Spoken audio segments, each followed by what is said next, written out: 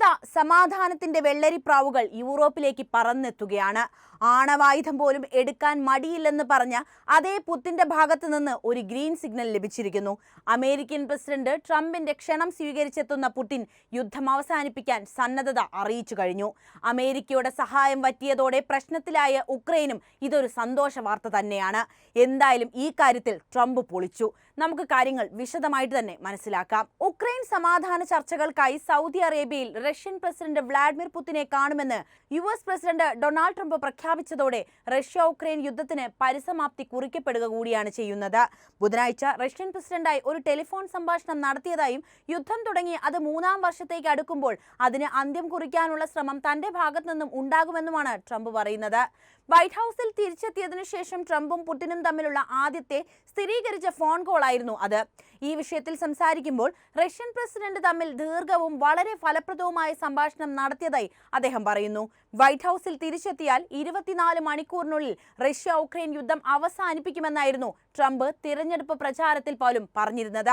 ആണവായുധമുള്ള 2 വൻ ശക്തികൾ തമ്മിൽ നേരിട്ടുള്ള ചർച്ചകൾ നടക്കുമ്പോൾ ഉക്രൈനെ അവഗണിക്കുകയാണെന്ന ആരോപണങ്ങൾ പ്രസിഡന്റ് നിഷേധിക്കുകയും ചെയ്തു.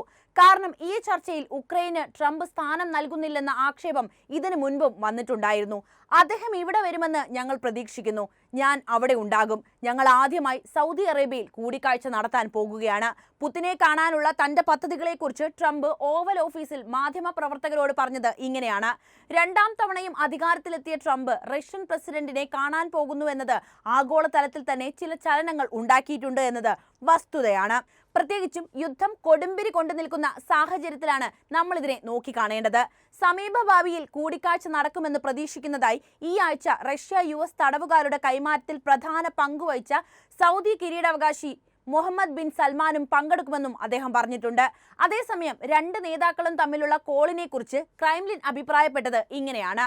ട്രംപും പുടിനും തമ്മിലുള്ള ഫോൺ സംഭാഷണം ഏകദേശം 1.5 മണിക്കൂർ നീണ്ടു നിന്നിട്ടുണ്ട്. ഒരുമിച്ച് പ്രവർത്തിക്കാനുള്ള സമയം അതിക്രമിച്ചിരിക്കുന്നു എന്ന് പുടിനും ട്രംപും സമ്മതിച്ചതായി റഷ്യൻ നേതാവ് ട്രംപിനെ മോസ്കോയിലേക്ക് ക്ഷണിച്ചതായും റിപ്പോർട്ടിൽ പറയുന്നു. എന്തായാലും ഇത്രനാളും പലരും വിചാരിച്ചിട്ട് നടക്കാതിരുന്ന കാര്യത്തിലേക്ക് അമേരിക്കൻ പ്രസിഡന്റ് ഡൊണാൾഡ് ട്രംപ് കടന്നു ചെല്ലുന്നതിന്റെ ആവേശത്തിലാണ് ട്രംപ് ആരാധകർ എന്ന് പറയേണ്ടിയിരിക്കുന്നു. ബുധനാഴ്ച ട്രൂത്ത് സോഷ്യലിൽ താനും പുടിനും കൂടിക്കാഴ്ച നടത്തുന്നുവെന്നും റഷ്യ ഉക്രൈനുമായുള്ള യുദ്ധത്തിൽ ഇനിയും സംഭവിക്കാനിരിക്കുന്ന ദശലക്ഷക്കണക്കിന് മരണങ്ങൾ തടയാൻ ഞങ്ങൾ ആഗ്രഹിക്കുന്നു എന്നുമായിരുന്നു ഒരു പ്രഖ്യാപനം നടത്തി ലോകത്തെ ഞെട്ടിച്ചുകൊണ്ട് ട്രംപ് ഒരു വീരപരിവേഷം കൂടി ഇതിലൂടെ സ്വന്തമാക്കിയിരിക്കുകയാണ്. പരസ്പരം രാജ്യങ്ങൾ സന്ദർശിക്കുന്നതുൾപ്പെടെ വളരെ അടുത്ത് ഒരുമിച്ച് പ്രവർത്തിക്കാനും ഉക്രൈനെ കുറിച്ച് നമ്മുടെ ടീമുകൾ ഉടൻ ചർച്ചകൾ ആരംഭിക്കുമെന്നും താനും പുടിനും തയ്യാറാണ് എല്ലാത്തിനുമെന്നും ട്രംപ് പറയുന്നു. പുടിനെ വിളിച്ച് ഏതാനും മണിക്കൂറുകൾക്ക് ശേഷം അദ്ദേഹം ഉക്രൈൻ പ്രസിഡന്റ് വ്ളാഡിമിർ സെലൻസ്കിയെയും വിളിച്ചിരുന്നു. എന്നാൽ പുടിനൊപ്പം സെലൻസ്കിയെ കൂടി ഉൾപ്പെടുത്തുന്നതിൽ ട്രംപിനെതിരെ വിമർശനങ്ങളും വന്നിട്ടുണ്ട്. ട്രംപുമായി തനിക്ക് അർത്ഥവത്തായ ഒരു ഫോൺ സംഭാഷണം ഉണ്ടായിട്ടുണ്ട് എന്നാണ് പുടിൻ പറഞ്ഞത്. പുടിനുമായുള്ള തന്റെ ചർച്ചകളുടെ വിശദാംശങ്ങൾ പങ്കുവച്ചിരുന്നു എന്നും അവകാശപ്പെട്ടുകൊണ്ട് ഉക്രൈനിയൻ നേതാവ് ഒടുവിൽ സ്വന്തം പ്രസ്താവനയും പുറത്തിറക്കി. അതായത് കാര്യങ്ങളെല്ലാം സത്യമാണ്, ശ്രമങ്ങൾ നടക്കുന്നുണ്ട്, യുദ്ധം ഉടനടി അവസാനിക്കുമെന്ന പ്രതീക്ഷ ലോകത്തുമുണ്ട്. അതേസമയം സെലൻസ്കിയോടുള്ള സംഭാഷണത്തിനു ശേഷം പുടിനെ പോലെ സെലൻസ്കിയും സമാധാനം സ്ഥാപിക്കാൻ ആഗ്രഹിക്കുന്നു എന്നാണ് ട്രംപ് പറഞ്ഞിരുന്നത്.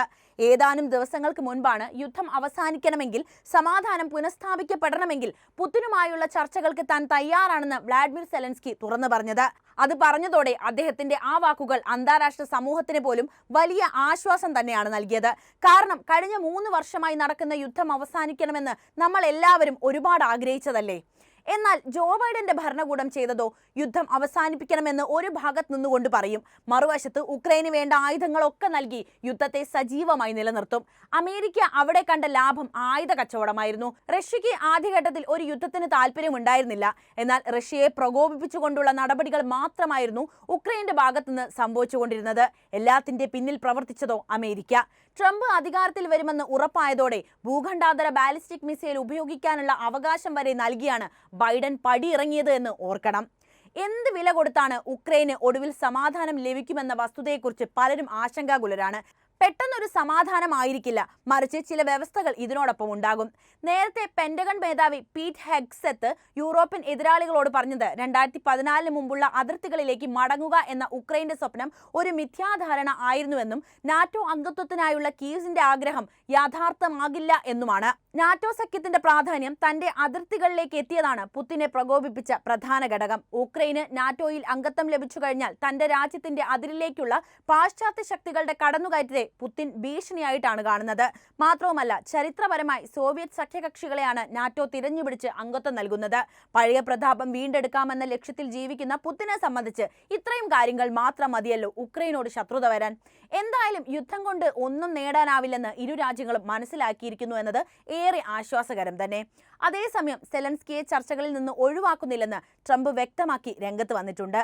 യുദ്ധത്തിൽ തകർന്ന രാജ്യത്തിന്റെ നാറ്റോ അംഗത്വവും ഒരു പ്രായോഗികവുമല്ലാത്ത ആശയമാണെന്നും അദ്ദേഹം കൂട്ടിച്ചേർത്തു. അതേസമയം റഷ്യയുമായുള്ള ഏതൊരു കരാറിന്റെയും ഭാഗമായി വാഷിംഗ്ടണിൽ നിന്ന് കർശനമായ സുരക്ഷാ ഉറപ്പുകൾ വേണമെന്ന് ഉക്രൈൻ നേതാവ് ആവശ്യപ്പെടുന്നുമുണ്ട്. മറുവശത്ത് ട്രംപ് കീവിന്റെ തുടർച്ചയായ സൈനിക സഹായത്തിന് പകരമായി അതിന്റെ അപൂർവ ഭൂമിധാതുക്കൾക്കായി ഒരു കരാർ നിർദ്ദേശിക്കുകയും ചെയ്തു. ഇതോടെ ഉക്രൈന്റെ നാറ്റോ അംഗത്വം ഹുദാഹവയാണെന്ന് എല്ലാവർക്കും വ്യക്തമായി കാണുമല്ലോ അല്ലേ? അമേരിക്കയ്ക്ക് ഈ യുദ്ധം അവസാനിപ്പിക്കാൻ ഇത്ര താല്പര്യം എന്താണെന്ന് കൂടി നമുക്കൊന്ന് നോക്കിയാലോ. 2022 ഫെബ്രുവരി 24 ആരംഭിച്ച റഷ്യ ഉക്രൈൻ യുദ്ധം ആഗോള ഭൗമരാഷ്ട്രീയത്തിലെ ഒരു നിർണായക നിമിഷത്തെയാണ് അടയാളപ്പെടുത്തുന്നത്. റഷ്യയുടെ ഉക്രൈൻ അധിനിവേശത്തിന് മുൻപ് ഇരു രാജ്യങ്ങളും തമ്മിലുള്ള വർഷങ്ങളോളം നീണ്ടുനിന്ന സംഘർഷങ്ങൾ ചരിത്രപരവും സാംസ്കാരികവും രാഷ്ട്രീയവുമായ സംഘർഷങ്ങളിൽ വേരൂന്നിയതായിരുന്നു. 2014 റഷ്യ ക്രിമിയ പിടിച്ചടക്കിയതിനെയും കിഴക്കൻ ഉക്രൈനിലെ വിഘടനവാദികളെ പിന്തുണച്ചതിനെയും തുടർന്നാണ് യുദ്ധം രൂക്ഷമായത്. 2022 സംഘർഷത്തിന്റെ ആദ്യ വർഷത്തിൽ വിവിധ മുന്നണികളിൽ തീവ്രമായ പോരാട്ടമാണ് നടന്നത്. റഷ്യയും കീവും മറ്റു പ്രധാന നഗരങ്ങളും വേഗത്തിൽ പിടിച്ചെടുക്കാൻ ശ്രമിച്ചു. എന്നിരുന്നാലും ഉക്രൈനിയൻ സൈന്യം ശക്തമായ പ്രതിരോധമാണ് ഏർപ്പെടുത്തിയത്. ഇത് നിരവധി പ്രധാന മേഖലകളിൽ നിന്ന് റഷ്യയെ പിന്മാറുന്നതിലേക്ക് വരെ നയിച്ചു. യുദ്ധം വലിയ മാനുഷിക പ്രതിസന്ധികൾക്ക് കാരണമായി. ആയിരക്കണക്കിന് സാധാരണക്കാർ കൊല്ലപ്പെടുകയും ദശലക്ഷക്കണക്കിന് ആളുകൾ കുടിയിറക്കപ്പെടുകയും ചെയ്തു. രണ്ടാം വർഷം ഡോൺബോസ് മേഖലയിൽ കനത്ത പോരാട്ടമാണ് തുടർന്നത്. ഇരുവിഭാഗത്തിനും കാര്യമായ നാശനഷ്ടങ്ങൾ സംഭവിച്ചു. പാശ്ചാത്യ രാജ്യങ്ങളിൽ നിന്ന് ഉക്രൈന് വർദ്ധിച്ചു വരുന്ന സൈനിക സഹായമാണ് ലഭിച്ചത്. ഇത് റഷ്യൻ മുന്നേറ്റങ്ങളെ ചെറുക്കാനുള്ള കഴിവ് വർദ്ധിപ്പിച്ചു. അതേസമയം റഷ്യയാകട്ടെ അതിന്റെ പ്രവർത്തനങ്ങൾ കൊണ്ട് ഉപരോധങ്ങൾ നേരിട്ടു. മൂന്നാം വർഷമായപ്പോഴേക്കും യുദ്ധം ഒരു സ്തംഭനാവസ്ഥയിലേക്ക് എത്തപ്പെട്ടിരുന്നു. ഇരുപക്ഷവും നിർണായക പുരോഗതി കൈവരിച്ചില്ല. എന്നിരുന്നാലും ഉക്രൈന്റെ ദൃഢനിശ്ചയവും ആധുനിക ആയുധങ്ങളുടെ തന്ത്രപരമായ ഉപയോഗവും സന്തുലിതാവസ്ഥയെ മാറ്റിമറിച്ചു. യുദ്ധം ആഗോള ഊർജ്ജ വിപണികളെയും ഭക്ഷ്യസുരക്ഷയെയും അന്താരാഷ്ട്ര ബന്ധങ്ങളെയും ആഴത്തിൽ ബാധിച്ചിരുന്നു. നിലവിൽ അമേരിക്ക എന്തുകൊണ്ട് ഈ യുദ്ധം അവസാനിപ്പിക്കാൻ ശ്രമിക്കുന്നു എന്നുകൂടി വ്യക്തമാക്കി തരാം. റഷ്യ ഉക്രൈൻ യുദ്ധം അവസാനിപ്പിക്കാൻ അമേരിക്ക ശ്രമിക്കുന്നതിൽ നിരവധി കാരണങ്ങളുണ്ട്. ഒന്നാമതായി യുദ്ധം വലിയ മനുഷ്യ ദുരന്തത്തിന് കാരണമായി എന്നതാണ്. 10,000-കണക്കിന് ആളുകളുടെ ജീവൻ ഇതിനോടകം നഷ്ടപ്പെടുകയും ദശലക്ഷക്കണക്കിന് ആളുകൾ കുടിയിറക്കത്തിന് കാരണമാവുകയും ചെയ്തിട്ടുണ്ട്. ഒരു ആഗോള നേതാവെന്ന നിലയിൽ പ്രതിസന്ധി അവസാനിപ്പിക്കുന്നതിനും സിവിലിയന്മാരുടെ ദുരിതം ലഘൂകരിക്കുന്നതിനുമായി സമാധാനം, മാനുഷിക സഹായം, നയതന്ത്ര പരിഹാരങ്ങൾ എന്നിവയ്ക്കായി വാദിക്കേണ്ട ധാർമ്മിക ഉത്തരവാദിത്തം യുഎസിന് ഈ ഘട്ടത്തിലുണ്ട്. രണ്ടാമതായി നടന്നുകൊണ്ടിരിക്കുന്ന യുദ്ധം ആഗോള സുരക്ഷയെ അസ്ഥിരപ്പെടുത്തിയിട്ടുണ്ട്. കിഴക്കൻ യൂറോപ്പിനെ മാത്രമല്ല വിശാലമായ അന്താരാഷ്ട്ര ക്രമത്തെയും ഭീഷണിയായിട്ട് യുദ്ധം മാറിക്കഴിഞ്ഞു. നാറ്റോയും റഷ്യയും തമ്മിലുള്ള വർദ്ധിച്ചു വരുന്ന പിരിമുറുക്കങ്ങൾ ഒരു വിശാലമായ സംഘർഷത്തിന് കാരണമാകും. ഇതിലേക്ക് മറ്റ് രാജ്യങ്ങൾ കൂടി ചേരാൻ സാധ്യതയുണ്ട്. അന്താരാഷ്ട്ര സമാധാനം നിലനിർത്തുന്നതിലും കൂടുതൽ സൈനിക വർധനവ് തടയുന്നതിലും യുഎസിന് നിക്ഷിപ്ത താൽപ്പര്യങ്ങളുമുണ്ട്.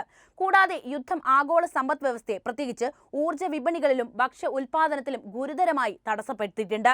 ഇത് ലോകമെമ്പാടുമുള്ള പണപ്പെരുപ്പത്തിനും വിതരണ ശൃംഖല പ്രശ്നങ്ങൾക്കും കാരണമായി. സംഘർഷം നീണ്ടു നിൽക്കുമ്പോൾ അത് കൂടുതൽ വഷളാകാനുള്ള സാധ്യതയേറുകയാണ്. വർദ്ധിച്ചു വരുന്ന ചെലവുകൾ യുഎസും നേരിട്ട് തുടങ്ങി. അതുകൊണ്ട് തന്നെ യുദ്ധം അവസാനിപ്പിച്ചേ മതിയാകൂ. അവസാനമായി പറയാനുള്ളത് യുദ്ധം തുടരുന്നത് കൂടുതൽ ദീർഘകാല ഭൂരാഷ്ട്രീയ അസ്ഥിരതയിലേക്ക് നയിച്ചേക്കാം എന്ന ഘടകമാണ്.